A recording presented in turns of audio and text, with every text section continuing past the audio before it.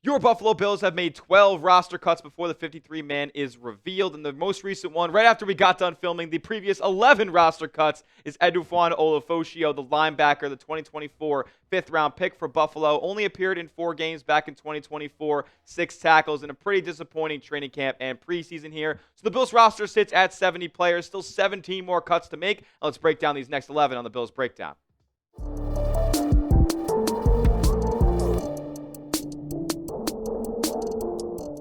It is roster cutdown day, Bills Mafia. We are one step closer to the Bills playing real regular season football, as the roster is going to be trimmed down to 53 players at 4 p.m. Eastern time today. We are going to cover on today's edition of the Bills Breakdown, though, the 11 players and 11 moves the Bills have made since we last gave you guys an update. Before we get into all these Bills waves and who can make the practice squad in Buffalo, make sure you are subscribed to the channel because we're uploading daily Bills videos all season long. And for breaking news coverage just like this, you know we're going to make a video when the Bills make a move. We're also going to be going live every single Sunday and for every single primetime game as well that your Buffalo Bills play this season for live watch parties. It's all 100% free Bills coverage, so join 5,000 members of the Mafia and subscribe to the Bills Breakdown today. Turn your notifications on as well. The first roster cut that we are going to cover on today's show, Shane Buechele at the quarterback spot. And this is not all too surprising. I'll say that a lot of the cuts that we're going to talk about on today's show are not all too surprising. We did cover Mike White getting released yesterday, and it looks like he'll have to find a new home in the National Football League because Shane Buechele, to me, impressed enough to earn that Bills practice squad quarterback spot. In that game against Tampa Bay, he was nails, 25 of 30. He was navigating well in the pocket, escaped with his legs when he needed to, and that's an element of his game that Mike White doesn't really have right now. So Buechele looks like he'll be getting that Bills practice squad quarterback spot, as Buffalo's only going to hold Josh Allen and Mitch Trubisky on the active roster at QB.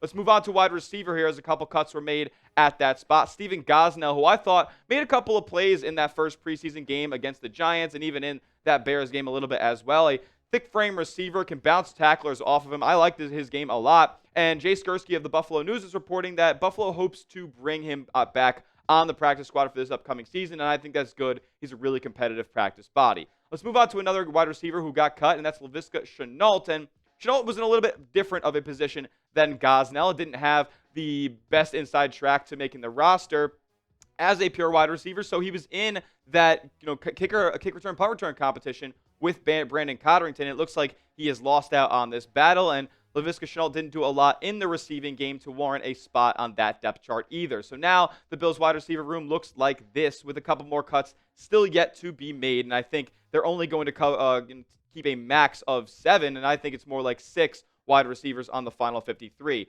Obviously, 3 names in Sharpie, Palmer, Shakir, and Coleman. And then you have Tyrell Shavers, Elijah Moore, Curtis Samuel, Christian Wilkerson, and KJ Hamler there waiting in the wings. I would assume that Wilkerson is cut, brought back on the practice squad. We'll have to see if Hamler ends up making a 53-man or not. Now, talk about Cotterington a little bit. I think he's the return man that has been confirmed for the Bills this year. He's got the most familiarity. He doesn't really provide much as a defensive back, but Buffalo probably just feels the most comfortable having him back there returning kicks again this season. Unfortunately for Shenault, he lost out on that battle. What is your confidence level in Cotterington this upcoming year? Is he a guy that you are hyped with every time that he's going to return a kick? You think he could take it to the crib? Let me know down in the comment section. Scale it for me, 1 through 10, your confidence level in Brandon Cotterington as the Bills' primary kick and punt returner this upcoming season. Moving on to the offensive line here, Richard Gouraige did get cut today, and that wasn't all too surprising. He didn't allow a sack, but only got in 1 game in action last year, and it just didn't look like he had a crazy path to making the roster. Also, Jacob Beyer, a UDFA from 2025, isn't going to end up making the Bills 53-man either. Travis Clayton is a name that is interesting here because he is a member of the NFL's International Player Pathway Program, and it'll be fairly easy for him to remain around the Buffalo Bills at this point because of that program and the provisions that are in place with it. He won't count against the Bills 53-man roster. I actually don't think he'll even count against the Bills practice squad roster either. The way that the pathway program works, it allows teams to just carry more players on the roster here, and I think Clayton is going to fill under that mold as he was the Bills' 7th-round pick back in 2024.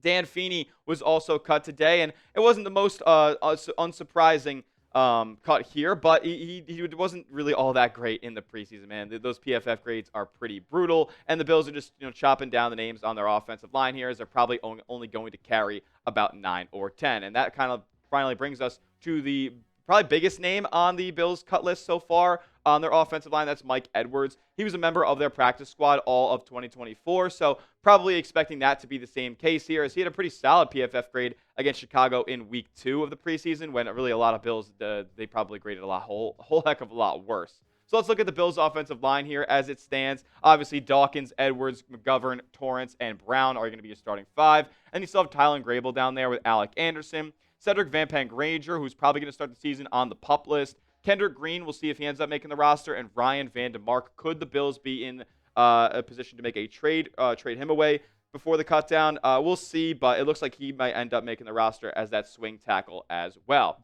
What do you guys think? I want to know from you. Who's the most shocking Bills roster cut so far? Let me know down in the comment section. As next up, we're going to cover 3 more roster cuts and a couple other Bills roster updates that we forgot to cover on yesterday's show as well. So let me know in the comment section the most shocking cut of the Bills roster so far.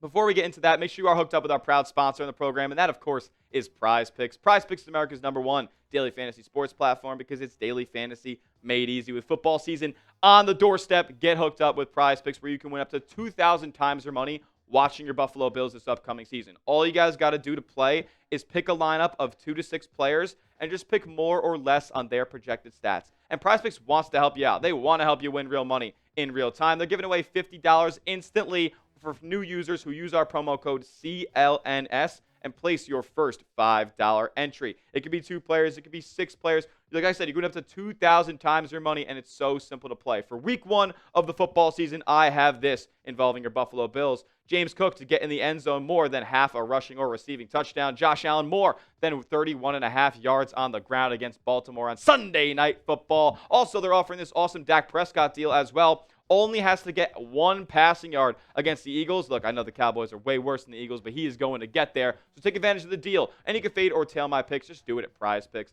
Download the Prize Picks app today. Use the promo code CLNS for $50 instantly when you place your first $5 entry. You don't even need to win to receive the $50. It's guaranteed. Prize Picks. Run your game. All that information will be clickable down in the comment section and description of today's video.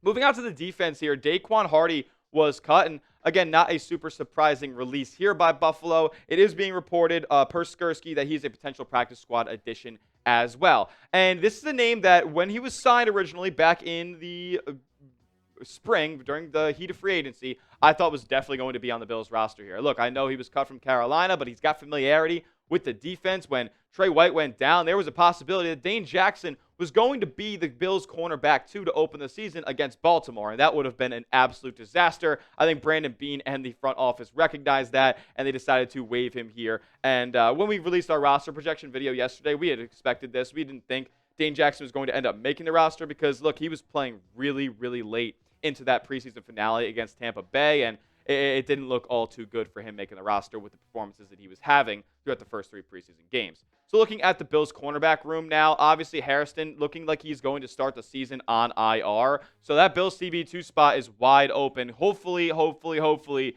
Trey White is available to go. Obviously, you got Cam Lewis there. He'll fill in at some safety as well. Jamarcus Ingram and Dorian Strong will be fighting for that CB2 spot potentially with Cam Lewis if Trey White and Hairston cannot go for week 1. What about a linebacker? This is probably the most surprising Bills roster cut so far, and that is Jimmy Ciarlo, who is making big-time plays throughout the preseason. A real headhunter, like has a nose for the football, could sniff out the run and takes great angles.